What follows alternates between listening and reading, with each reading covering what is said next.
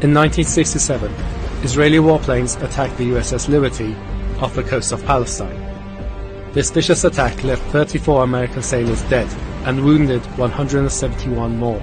The reason behind this attack was that Israel intended to sink the USS Liberty and blame it on Egypt, in order to drag America into a six-day war on the side of Israel. The attack, however, failed to sink the ship, and the case was quickly swept under the rug due to Israeli influence over US politicians. But this was not the only time Israel tried to stage a false flag attack against American citizens. In 1954, Israeli terrorists devised a plan to plant bombs inside American, British, and Egyptian civilian targets, including cinemas, libraries, and American educational centers. The resulting explosions and deaths were to be blamed on Egyptian terrorists, which would then lead to an American and British invasion of Egypt. Thankfully, the plan was a failure, and was later exposed to be an Israeli false flag operation.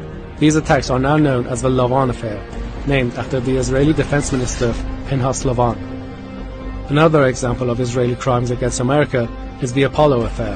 In 1965, Israeli agent Zalman Shapiro stole up to 600 pounds of highly enriched uranium from America and sent it to Israel in order to be used in the Israeli nuclear weapons program. The Israeli nuclear weapons program had begun in 1948, but had stalled due to resistance and pressure by American President John F. Kennedy. Fortunately for Israel, after Kennedy was assassinated, his replacement Lyndon B. Johnson fully supported the Israeli nuclear weapons program, and in a few years they would have their first nuclear bomb. Perhaps the greatest crime of Israel against the United States was their involvement in the 9/11 attacks, in an incident commonly known as the Dancing Israelis. On the day of 9/11, multiple Mossad agents were found in New York dancing and celebrating the destruction of the Twin Towers. They also took multiple photographs with the Twin Towers in the background, in which they were clearly seen to be ecstatic about the attack. These agents were later arrested by the FBI and found to be working for Mossad from a fake company called Urban Moving. However, due to Israeli influence, they were later released and sent back to Israel.